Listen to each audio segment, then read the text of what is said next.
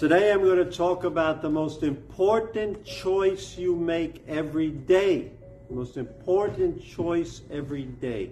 And we've been looking at the story of David and Bathsheba, where David makes a huge sin. He's committed adultery with this woman named Bathsheba, and now he's received a note that says, I am pregnant. I am pregnant. So the question is, what is David going to do? And it's the most important choice he has to make. And we are in the same situation many times. We commit a sin. And then the next question is, what are we going to do? What are we going to do? And what you choose after you sin is the most important choice you will ever make in your life. And there are two paths to go on. You can deny it, live in denial, or you can confess it. That's a choice you have to make. Now, David committed the act of adultery. And maybe he thought it was just going to be one sin.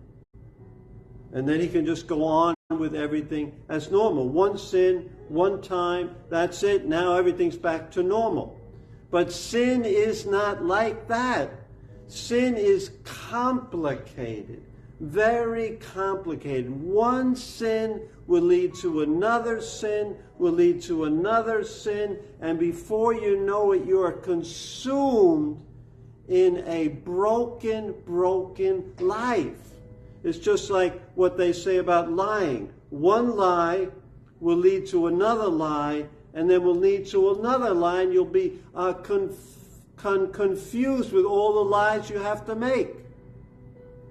So a sin is not just a simple one act. It brings you deeper and deeper and deeper. And here, maybe he thought no one was going to know, just him and Bathsheba. But now she's pregnant. So it gets complicated suddenly for David. Now there's a living human being in Bathsheba's womb. A child created by God. Today people would just say, oh, just have an abortion, get rid of the baby. But then that's murder. Yep. That's murder. You're murdering an unborn human being. Yes. So sin is complicated. It's not just one act. Even if it's something like a little lie, then you have to tell a little bit bigger lie. Then it becomes a bigger lie, and then it becomes part of your character, and then it just gets crazy. Or I'll just have one night I'll go out and I'll just drink.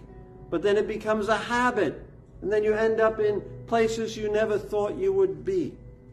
So David is now started on that path, one sin.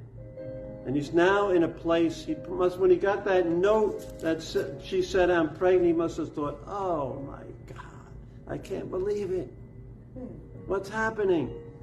But sin has consequences. Every sin has consequences. God made it that way. But even if you sin, and even if there are consequences, you still have a choice. Isn't God good?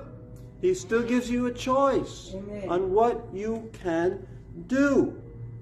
And the key principle in life is, what choice will you make?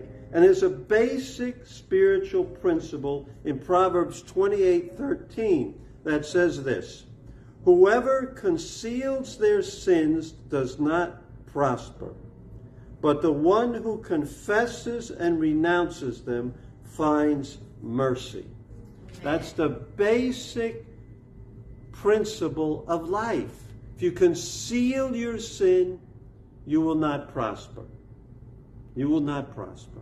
Sin is like a cancer. It'll eat away at everything. But the one who confesses and renounces will find mercy.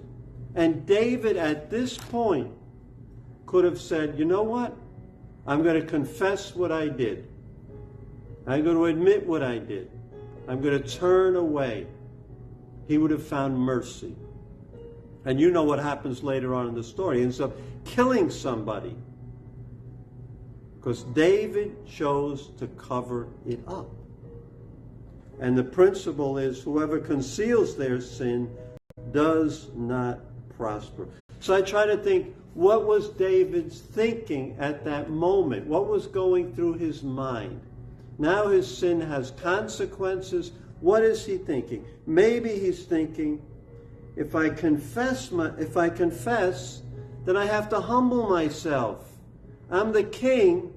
Everyone looks up to me, and I have to humble myself before everyone else. Yes, if we sin, we have to humble ourselves, right? If we sin and it involves another person, we have to go to them and say, I'm sorry, I was wrong. That requires you to humble yourself. And we don't like to humble ourselves. I don't like to humble myself. And so we fight with that pride. Maybe that's what he thought. I don't want to humble myself. Maybe he thought, I don't want to lose my reputation. I have a good reputation with everyone. I don't want them to see me as just one of these guys that fools around with women, takes advantage of his power as a king. I don't want them to think I'm like that. So he's more concerned with his reputation than with what God thinks about what he does. And many times we are more concerned about our reputation. I know on Sunday as I'm preaching, there are people here who look great, but they have a whole closet closed full of secret things, and they don't want anyone to know about it because of their reputation or what people will think. Let me tell you, it's more important what God thinks than what anybody else on this world thinks about you. Everyone could think, well, you're a disgusting person, you're a loser, you're this. But God, if God is happy with you, that's all you have to concern yourself with. Amen. Maybe he thought that. Maybe he thought of the consequences. Well, I'm going to lose maybe some of my power if I admit this. What's going to happen with the army? This was Uriah's wife. They're going to be upset at me. Maybe I'll not be the king anymore. Who knows what will happen? Maybe he's thinking of those consequences. But the baby, what am I going to do with the baby? He's thinking of the consequences. He's thinking of everything else except his heart and his relationship with God.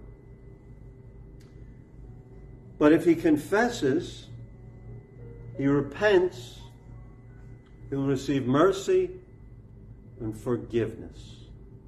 Yes, there will still be consequences, but it's much better to get forgiveness and deal with consequences than to hide things and try not to deal with the consequences. Because you will, remember the spiritual principle, you will never prosper. You will never prosper if you conceal your sin. So David decides to cover up. And I'm just going to read what he did. In verse 6 through 9. Send me Uriah the Hittite. And Joab sent him to David.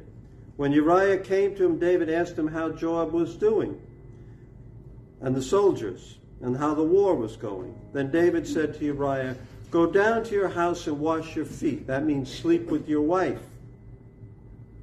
So Uriah left the palace, and a gift from the king was sent after him.